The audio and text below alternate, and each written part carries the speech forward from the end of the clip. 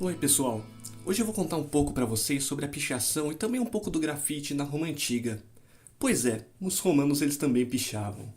E vocês vão perceber na verdade que a vida nessas cidades do Império Romano ela não era tão diferente assim da vida que a gente leva hoje em dia.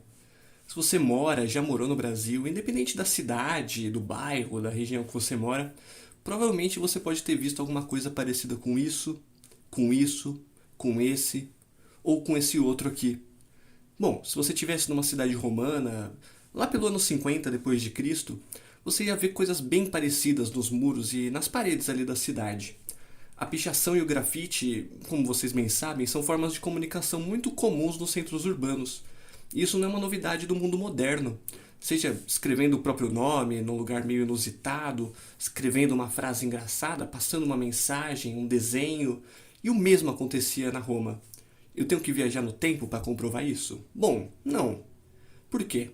Quando o vulcão Vesúvio, esse vulcão aqui na Itália, ele entrou em erupção, ele cobriu toda a cidade de Pompeia e de Herculano com uma camada bem grossa de cinzas. E essas cinzas elas mantiveram grande parte ali da estrutura da cidade. Poupou os muros e as pinturas de toda a ação do tempo. Essas cidades eram muito movimentadas, eram centros urbanos enormes, com seus muros cheios de pinturas. E essas pinturas eram feitas pelos próprios cidadãos. Além desses caras aqui que parecem congelados no tempo, tiveram seu estado bem preservado, também encontramos pelo menos umas 10.000 exemplos ali de pinturas nas paredes, dos mais diversos tipos. Desde desenhos simples até nomes, poesias, mensagens. Ou seja, para pichar ali em Pompeia e Herculano, bastava uma parede, tinta ou carvão e boa vontade, tá? Uma grande parte dos locais onde essas escritas eram feitas nas paredes eram os bordéis, os banheiros públicos, também os bares, mas também era muito comum que fossem nos muros de casas e algumas vezes até em locais de trabalho, como na Basílica de Pompeia. Agora, para mostrar para vocês o que os romanos de fato escreviam e desenhavam nas paredes, eu vou dividir esse assunto em três partes. Vai ser a pichação, como comunicação simples, os grafites, que vão ser os desenhos feitos nas paredes, e a pichação de política, tá? E a gente vai começar aqui pela comunicação. Bom, era muito comum que os romanos e os contemporâneos deles, os gregos, usassem as paredes para se comunicar, mais ou menos como um protótipo de rede social.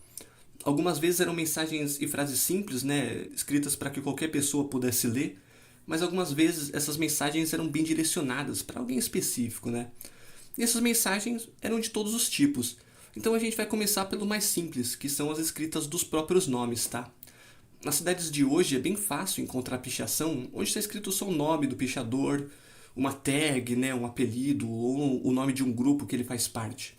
Uma forma de se manifestar, se ver ali na cidade, mostrar para os outros que ele está ali. E parte da prática de conseguir pichar em locais difíceis e inacessíveis é o que torna tudo isso mais legal. E com os romanos e até mesmo com os gregos, que eram da mesma época, isso era bem igual, tá? Boa parte das vezes, eles só escreviam os nomes em locais comuns, como ruas, mercados, né, lugares movimentados. Mas outras vezes, eles escreviam os nomes deles em locais de difícil acesso, ou muito distantes, né? Aqui eu vou falar dos gregos e romanos, pois a prática até que era bem parecida entre os dois grupos. Eles compartilhavam uma cultura ali bem parecida, né? E a gente tem vários exemplos de nomes romanos e gregos que foram escritos nos locais que eles visitavam. Em Atenas, na Grécia, foram encontrados vários exemplos de nomes romanos escritos em mercados. E no Egito nós temos vários nomes nas próprias paredes dos templos. Na tumba do Ramsés V e do Ramsés VI, no Vale dos Reis, o túmulo ele está aberto lá e tem alguns nomes escritos. Além disso, tem a famosa frase escrita: "Visitei e não gostei de nada além do sarcófago". Também havia muitos nomes escritos nas estátuas do faraó Amenófis III, que os romanos pensavam que na verdade eram estátuas de Memnon, um herói lendário de Troia. É difícil imaginar que romanos e gregos pobres faziam essa viagem, né? Então a gente especula que boa parte desses nomes eram na verdade soldados de alto escalão, às vezes ricos, comerciantes ou políticos, né? Deixando claro pra gente que esse tipo de pichação não era algo comum só do povo, né? Mas também era uma prática comum entre todos. Por exemplo, eu, Amônios singulares da Itália, vi e admirei. Isso está escrito em uma das tumbas e provavelmente era um guarda de alto escalão. E não para bem por aí, né? Boa parte escrevia o próprio nome, sempre tomando cuidado para não escrever em cima dos hieróglifos, manter eles intactos, né? Que era uma coisa bem legal. Bom, falando em hieróglifos, teve um romano que escreveu assim: não consigo ler os hieróglifos. E embaixo foi respondido com uma outra frase por outra pessoa. Por que você se importa de não conseguir ler os hieróglifos? Não entendi sua preocupação. Já em Pompeia e Herculano, as cidades cobertas pelas cinzas do vulcão Vesúvio, os assuntos eles eram mais corriqueiros, urbanos, mais sociais, né? Boa parte das mensagens eram reclamações, ofensas, coisa do tipo, mas às vezes a gente lia até alguns elogios, mensagens de amor, então eu separei algumas bem interessantes aqui pra gente. Muitas vezes as pichações eram para reclamar. Para aquele que está defecando aqui, esteja amaldiçoado.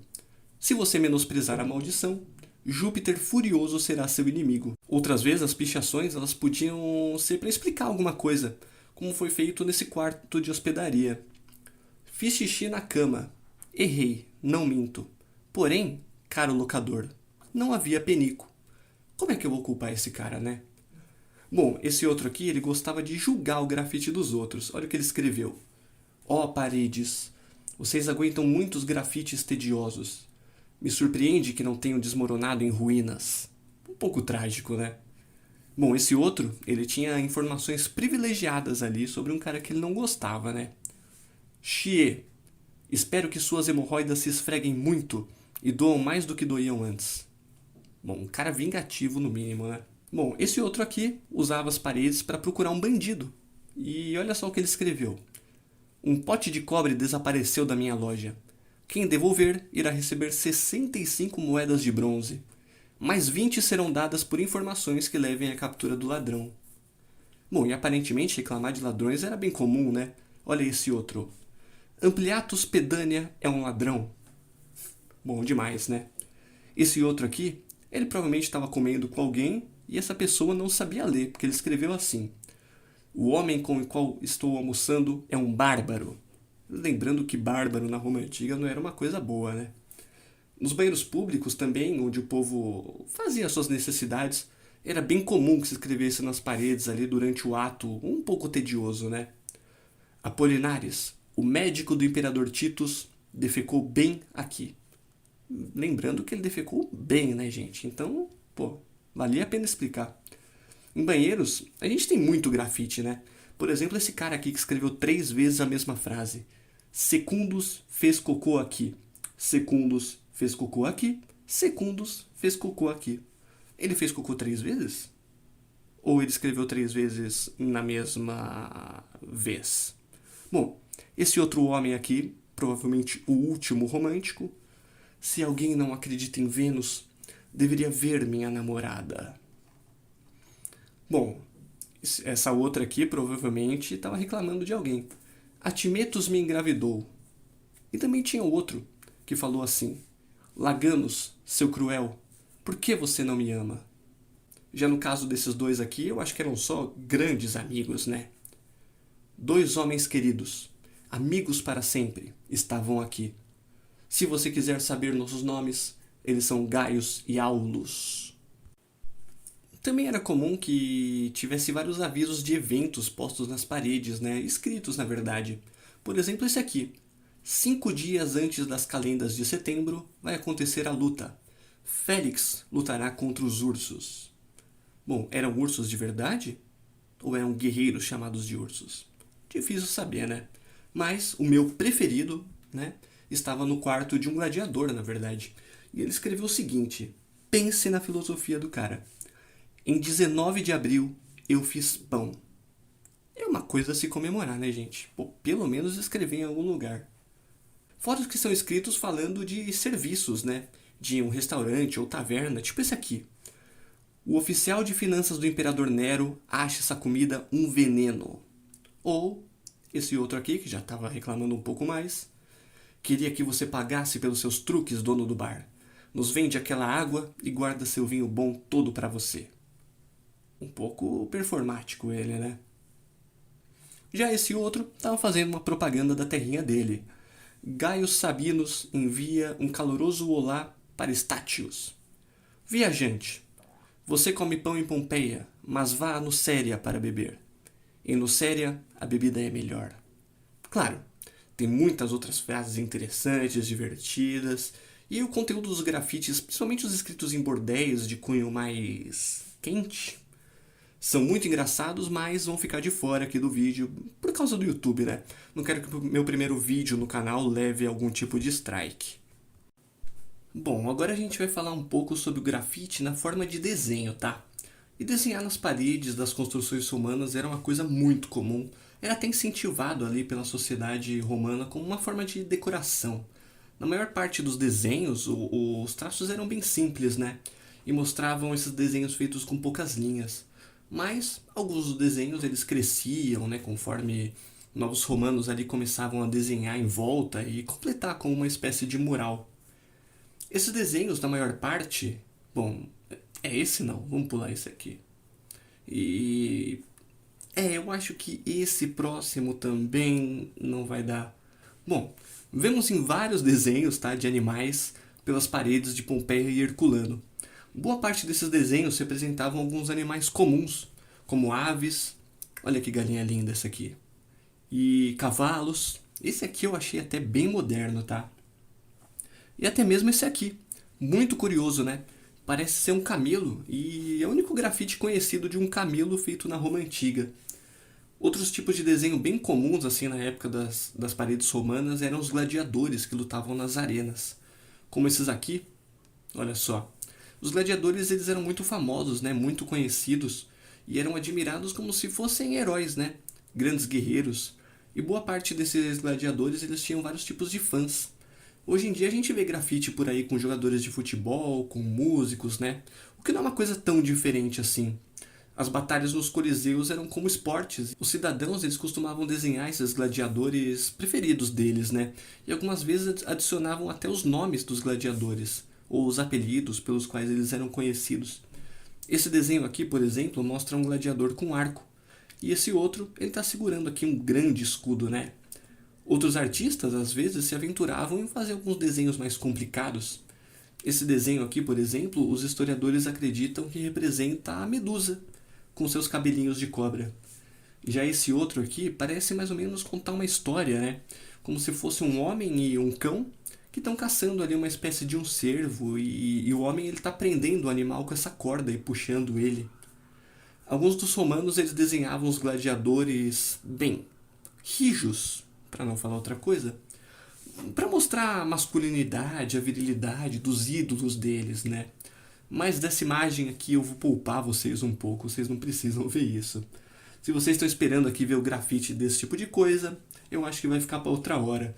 Porque se eu fosse realmente fazer um vídeo mostrando a quantidade de desenhos de falos que tinha em Pompeia e Herculano, esse vídeo ele ia ficar ali umas 4 horas. Então vamos substituir esse tempo de vídeo aqui pelos navios, milhares de navios que os romanos adoravam desenhar. Olha esse aqui, por exemplo, para ficar bem claro. Agora a gente vai falar um pouco sobre o picho no campo da política. E em Roma, no campo da política, o grafite ele foi usado de uma forma muito ampla, tá? Em muitos casos era pedindo votos, né, para eleger um candidato. Em outros casos, usado mesmo para manifestar alguma indignação com os políticos. Os grafites eram feitos como uma espécie de propaganda política. Eles eram muito comuns, pintados em todos os cantos, principalmente em locais públicos. Os políticos eles contratavam pintores profissionais, né, bem pagos, bem remunerados, para escrever o nome dos candidatos nas paredes. E essa prática era muito usada para deixar o nome dos políticos menores, assim, um pouco mais conhecidos. Já o grafite como manifestação de indignação política, ele era feito escondido, claro, né? De forma anônima e mantinha ali o debate político sempre vivo, sempre na boca do povo. Geralmente era reclamando, né, das atitudes políticas, principalmente dos guardas dos políticos ou dos rumos das leis da política em Roma. Essa caricatura aqui, por exemplo, ela tem o nome de Rufus embaixo. Rufus a gente sabe que foi uma figura bastante importante ali de Pompeia e provavelmente ocupou muitos cargos governamentais ali, muito importantes, né? Ele tem 2 estátuas dispostas em ruas bem comerciais, bem movimentadas ali em Pompeia. E quem pichou não devia estar muito satisfeito ali com o que ele fazia. Outra caricatura bem famosa que a gente tem, e a gente tem mais certeza de quem representa, é essa aqui do Nero, imperador romano. A caricatura ela foi feita no palácio do imperador Tibério, aqui ó. E os romanos eles foram, né, levemente levados a odiar o Nero, uma vez que ele foi culpado ali de vários problemas da Roma no passado, e principalmente o famoso incêndio de 64 depois de Cristo. Nas costas ali do Nero também eram colocados todas as desgraças que aconteceram em Roma, né? O povo passou a odiar ele, ainda mais depois do incêndio, porque deixou todo mundo desabrigado, mas era muito comum que se falasse mal dele nas paredes. Porém, segundo Suetônio, o povo comum só passou a reconhecer o Nero de verdade e odiar ele justamente depois dos grafites que xingavam ele, servindo como uma espécie de um jornal, informe, ou até mesmo, se você esticar um pouco a corda, uma forma mais antiga ali de fake news. Outro caso bem importante documentado de grafite na política foi quando Gaius, um líder político muito popular ali, muito importante, ele foi morto no Senado romano. O Gaius ele defendia uma reforma política e ele defendia também a distribuição de terras públicas para os cidadãos romanos. E ele achava que isso podia diminuir e melhorar um pouco a crise econômica que o Império Romano estava se afundando. E, bom, defender uma mudança radical dessas e ainda com o apoio do povo. Claro que o Gaius e os apoiadores dele, bom, foram mortos num massacre muito horroroso. Mas então, depois do massacre, o Senado organizou a construção de um templo, o Templo da Concórdia. E sinalizando que Concórdia é deus da harmonia e que a paz ela foi escolhida para simbolizar as concessões políticas, né? Justificar as ações violentas do Senado, manter a ordem, né? Então alguém, durante uma noite, um cidadão romano ali, ele invadiu o templo e escreveu nele: um ato de loucura fez o templo de Concórdia. Eu gostei, né? Fazer o quê? Bom, pessoal, é isso. Assim a gente explorou as paredes ali bem coloridas de Pompeia e Herculano, desvendamos ali um pouco da prática tão moderna, né, a pichação e o grafite, e como eram comuns e corriqueiros nos habitantes da Roma Antiga.